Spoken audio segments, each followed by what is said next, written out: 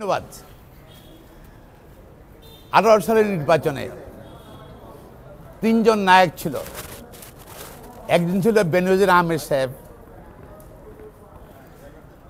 তৎকালীন আইজিপি।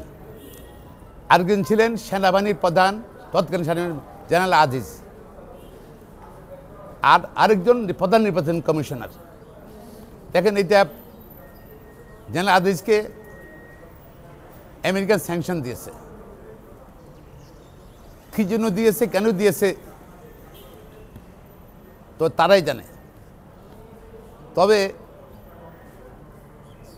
সরকারের পক্ষ থেকে বলা হচ্ছে, পররাষ্ট্রমন্ত্রীর পক্ষ থেকে বলা হচ্ছে এটা ভিসা নীতি নয়, অন্য কোনো কারণে। অন্য কারণ কি দুর্নীতি না অন্য কোনো কারণ? দুদক তো কোনো কথা বলছে না। আর বেনজির আহমেদ সাহেবকে এত সম্পদের মালিক চিন্তা করা যায়? এই সবই কিন্তু 18 সালে এই সরকারকে, বর্তমান সরকার অবৈধভাবে নির্বাচন করে দিয়েছে, পুলিশ বাহিনীকে ব্যবহার করে এবং আমাদের আইনশৃঙ্খলা বাহিনীকে ব্যবহার করে। এই দুটো দেখেন, এই সরকার ক্ষমতা থাকতেই তাদের পরিণতি দেখেন। আর আরেকজন বাকি আছে, সেই সময় প্রধান নির্বাচন কমিশনার। এরপরে আসবে, আমি মনে করি তারও সম্পদ হিসাব দেখা উচিত। দেখবেন তারও এরকম অনেক অবৈধ সম্পদ আছে। আর তৎকালীন ডিসি যারা এই নির্বাচনটা, ভুয়া নির্বাচনটা, অবৈধ নির্বাচনটা, ভোট বিহীন নির্বাচনটা ব্যবস্থা করেছিল, ডিসি, এসপি, ওদেরও বোধহয় তাদের সম্পদের তদন্ত করা উচিত। আমার মনে হয় কিছুটা হলে জাতি সান্ত্বনা পাবে।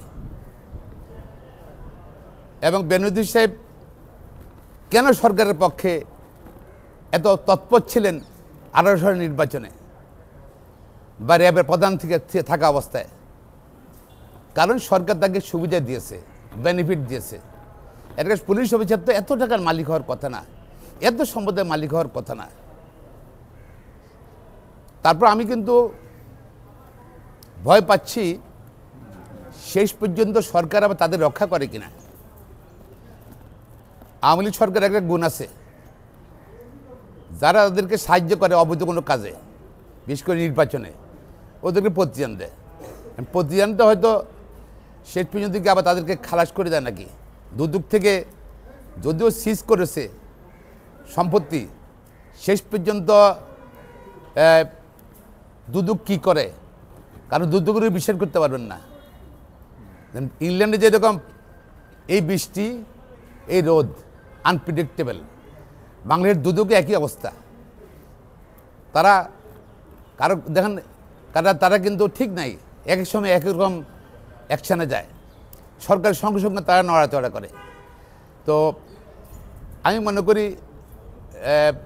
আরও যারা কর্মকর্তা আছে, ডিসি আছে, নির্বাচন কমিশন আছে, সেই সময়ের তাদের ব্যাপারে তদন্ত হওয়া উচিত এবং দেশে গণতন্ত্রের স্বার্থে এবং আমাদের আইনশৃঙ্খলা বাহিনী, আমাদের রাষ্ট্রীয় যেসব সংস্থাকে সরকার অবৈধভাবে ব্যবহার করেছিল ক্ষমতা আসার জন্য 18 সালে, তাদের ব্যাপারে তদন্ত হওয়া উচিত।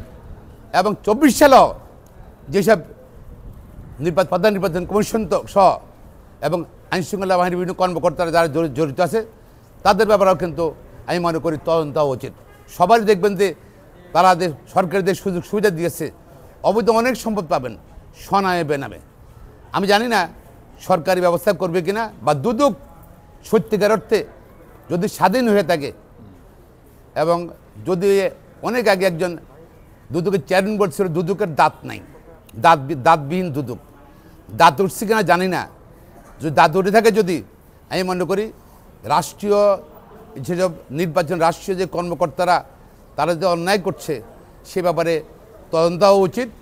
পাশাপাশি শুধু তাই নয়, অনীতি বিরোধীদের শুধু সম্পদ সিজ করলে হবে না, তাদের বিরুদ্ধে আইনগত ব্যবস্থা নেওয়া উচিত। এখন বোট ক্লাবের কোনো খবর আসেনি তো, বোট ক্লাব, পরিমণি, সেগুলোতে এখনও কোনো বেনজির সাহেবের, সেগুলো নিয়ে তো এখনও খবর পাচ্ছি না। আমরা জাতীয় অপেক্ষা করতেছে বোট ক্লাবে কী হচ্ছে না হচ্ছে, বোট ক্লাবের মালিকানা কে, কী করছে না করছে, সেগুলো জানার জন্য।